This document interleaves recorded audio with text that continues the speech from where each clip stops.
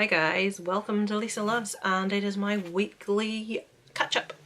I'm now into Shocktober, so I may be stopping the weekly catch-ups for the month. Actually, I will be stopping the catch-ups for the month of October. Honest to God, my head's turned. Because you're going to know what I've been watching, because I'm watching a movie a day for Halloween. So I may do little reviews spattered, that wasn't the word I was looking for. Scattered was the word I was looking for. Through Halloween or through October, if I watch other movies, so I may do individual. Question for you guys, if you can answer me in the comments. I'm considering, because I've discussed this with other people on their thoughts, and I know my thoughts. Since I've been doing YouTube for a longer period of time, which is still only 8 months that I've been. 9 months that I've been doing this.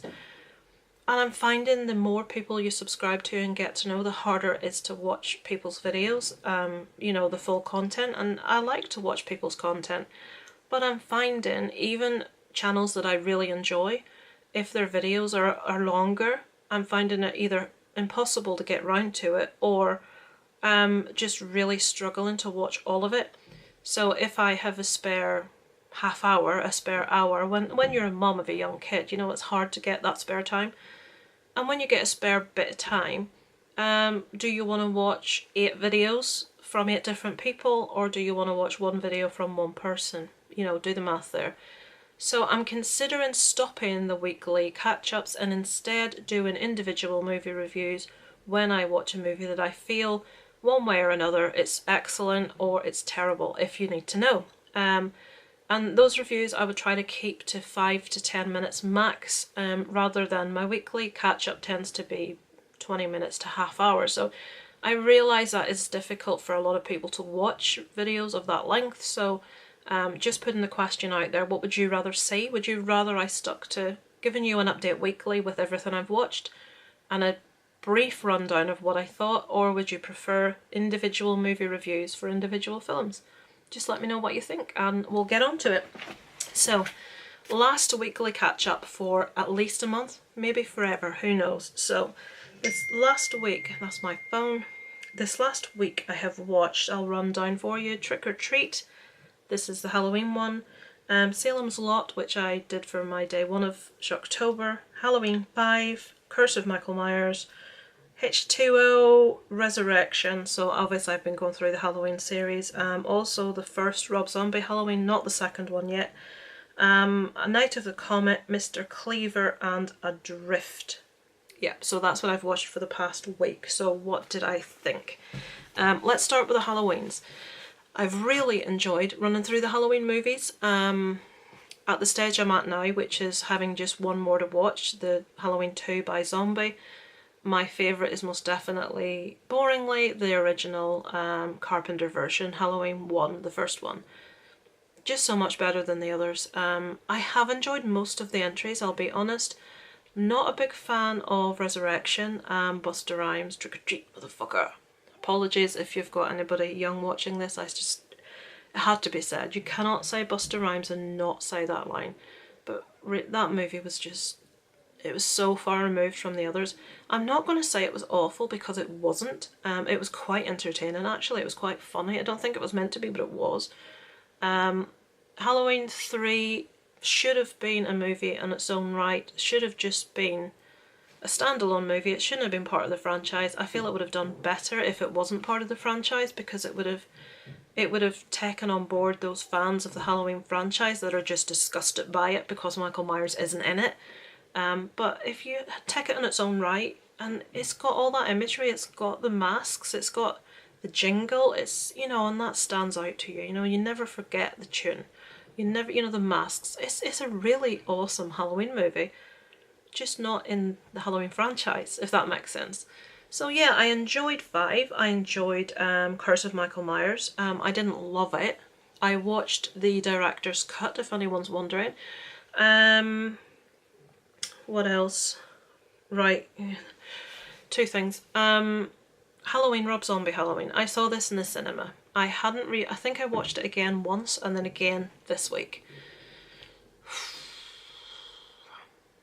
I'm going to get some flack for this. I'm going to get a serious amount of flack for this. I have always been a big defender of Rob Zombie's movies. I do love Rob Zombie. I've loved his music for many years. I adore House of a Thousand Corpses. I really like Devil's Rejects. Not a big fan of Lords of Salem or 31. I've always defended Halloween. Okay. When I went to the cinema to see Halloween, I had forgotten all the other Halloweens in the franchise because I'd seen them so many years ago I didn't tie them together. Watching it right after the others, I can see people's issue with saying it's a mess. It is very far removed from the original story. Some of the changes that take place probably aren't. I don't know. I love Rob Zombie's style of direction. Two things I don't like. I don't like his use of his wife in every single movie he does, and I don't like his fixation with, I'm going to use the word that a white American friend of mine used, American white trash, just in case you think I'm being anti-American, I'm not. It's just this sort of like hillbilly hick sort of, no. Too much of it, too much of Sherry Moon. I do like the gritty style he's got. He maybe concentrates too much sometimes on style over substance. I have to admit I maybe have been over... What's the word I'm looking for? Flattering's not the word I'm looking for. I have maybe overlooked a lot of issues with the movie. Having watched all the others so close together to it now, I do see how it did annoy a lot of the Halloween fans. I loved it as a movie in its own right without any comparison. Comparing it to the others and the storyline and Michael Myers and Laurie Strode, yeah, it's not the best. It doesn't really stand in the series at all well. It probably should have left well alone, to be fair. Rob Zombie should just really stick to doing new movies, his own movies, not try to remake other ones or a reimagining, should I say, of other ones.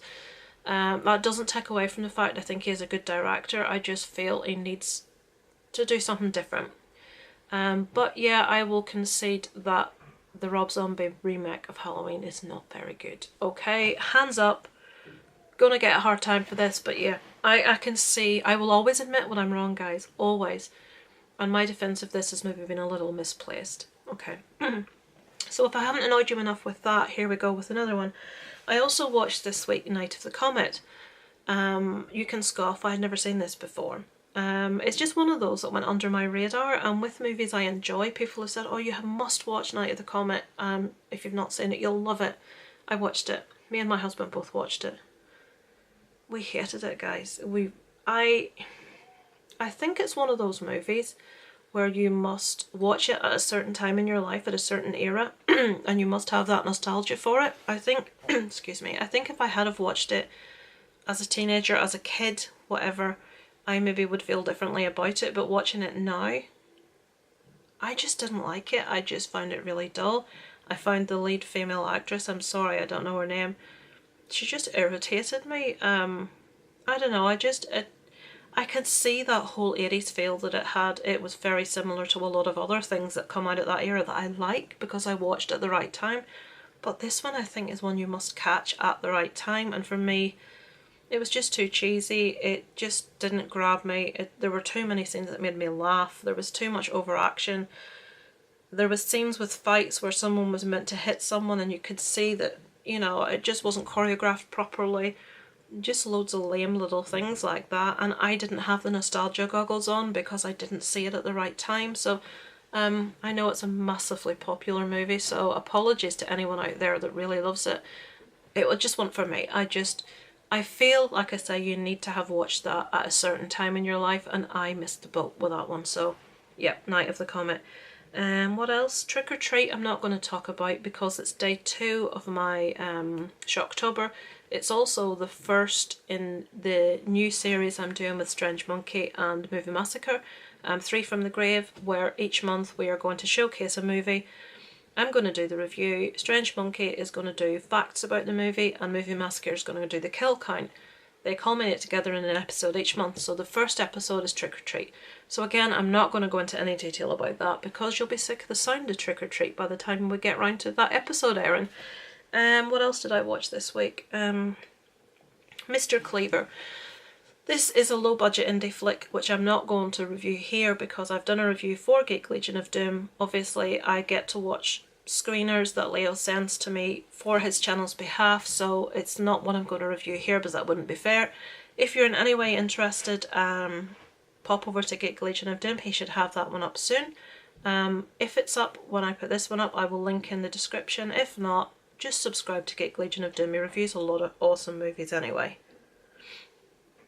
And Salem's Lot, again, it's number 1 on my Shocktober, which I've just recorded the review for. I will pop that up, won't discuss that one here either, and there's only one left, which is Adrift. I watched this one last night. I wanted something a bit different. I wanted something that wasn't horror, and this one had been sitting in my to-watch list for a while, and I really, really enjoyed this one, guys. It's a true story. I remember actually seeing the actor interviewed on, it's a thing called This Morning. It's a UK TV show, like a magazine show where they interview celebrities and all sorts. So they interviewed the actor about this and it piqued my interest then, so I added it to my watch list.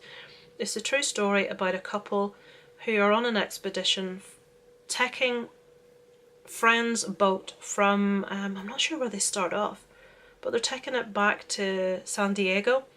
And they're being given $10,000 to do this, to sail it back on behalf of this quite rich couple that can't bring the boat back home with them. But en route they run into a storm. They're both very experienced sailors, they both know what they're doing. The lad actually built his own boat, but they're on this really posh, rich boat that belonged to this couple. They're sailing it back and they hit a storm. And the title of the movie, obviously, Adrift. Again, a review is not me telling you everything that happens in the movie, so I'm not going to. Very, very good movie, guys. Really well acted. I know it's a true story. I deliberately avoided looking up what happened because I didn't want to spoil it. I didn't want to know what the ending was. I'm not even going to tell you how I felt about the ending because that'll tell you what happened. I would just recommend you watch this, guys. The acting is superb. The story is really interesting. The characters are just so wonderfully portrayed by the actor and actress in this. I really liked both characters. Sometimes you watch a movie and you just don't gel with the characters, you don't like them. In this, I really, really identified and liked both characters. It shows them meeting and falling in love, and it's just such a sweet relationship. And then this horrendous, horrible thing happens to the two of them, and it just takes you through their struggle to survive. And it's excellent. It's really, really good. And the fact that as you're watching this, you know that it's real. You wouldn't believe it. You would not believe that this actually happened in the manner that it did and what followed. But it's a true story, and I really, really recommend you give this a go, guys. It's not very long. I think it was 1 hour 32 minutes. So yeah, it's well worth checking out. I know there's a few people that watch my channel, Kermit's Ghost, out there. 2 vloggers more. Oh, now Chris and Toria, I think they call their channel now. That's 2 vloggers more. So they've rebranded. If you see a new name coming up in your subscriptions, they're not specifically horror channels. There's a lot of people, Blue Tonic 78, that watch my videos and aren't horror fans. So for people like this movie, Adrift, check it out, guys. You won't be disappointed. It's a really, really good show. So yeah, that's pretty much all I've been watching this week. I'm still reading The Good Daughter by Karen Slaughter. I know, it's terrible. I'm wanting to get around to, just plug my buddy Movie Massacre has a podcast called If Movies Could Kill. Please tell me I've got that right. I'm wanting to start listening to that at night in bed instead of my audiobook because I keep falling asleep. Movie Massacre's a really funny chap, so I'm hoping he'll keep me awake if I listen to some of that. So check out If Podcasts Could Kill. That's, you know, Movie Massacre's just a really funny guy. What else? I haven't actually watched any Purge or American Horror Story this week, so I need to get onto that. I've been trying to catch up on YouTube videos, and I'm just watching everyone. I will say, let me plug, not that it needs plugging, Drum Dums for the month of Halloween is doing something I really like. He's actually, we all know that Lee is massive subscription. You know, he's very popular in the horror community. Really nice guy, genuine, down to earth. He's got no ego about him, which I think is the appeal for a lot of people. He's actually showcasing different YouTubers for the 5 weeks throughout October. I just watched the first episode, which had Felicia Lobo, Gabby Hernandez, Drewski McGillicuddy, Sinister Cinema Reviews, and Wolfman's Got Nards. I apologise if I've left anyone out there. I watched that one this afternoon. So each week he's allowing 6 different, well, I don't know how many people each week. This one had 6. To like do a little video about a different subject. This week it was what you watch at Halloween or something about your channel. And it's given people with a smaller channel, like Felicia Lobo's quite new and she's got an awesome channel. Gabby's been around longer, has a higher subscription count, but again is a smaller channel, so it's given those small channels. Drewski McGillicuddy, hideously overlooked. I mean, he's new, but that guy's channel, as I watched it today, I said to my husband, his subscription's going to rocket after this, because when people see him, although if you're watching this and you're subscribed to Lee McCoy, Drum Dums, and you're not subscribed to Drewski, the entry that Drewski puts in to Lee's, the little segment that's put in, is not, it's not typical Drewski. It's very, very well behaved, it's very well mannered, and it's very censored. That's all I'll say. You did so well, Drewski. No swearing, not one F-bomb. Couldn't believe it. The guy's hilarious. He cracks me up. Just Strange Monkey does the most awesome impression of him, I have to say. It just cracks me up. So yeah, get back. I'm waffling. Here it goes. I'm waffling. So yeah, major kudos to Drum Dums Lee McCoy for doing this series. He's doing something a bit different, and he's given those smaller channels his platform with all these subscribers to view their material, and I love it. I was actually subscribed to all the channels featured, so I'm already aware of them, but I'm hoping as the month goes on there will be channels that I'm not aware of that come up and we can subscribe to. So I'd really, really recommend checking these out. It's such a good idea. So yeah, the only thing I will finish with is we had our third live stream on Saturday night past. That was myself, Sean Urshan, Horrific Nightmares JM, Bronco Juggalo Talks Movies.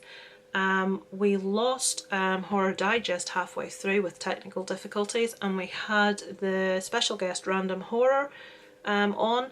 And just to say a massive thanks to everyone that came and joined in the chat, that watched with us.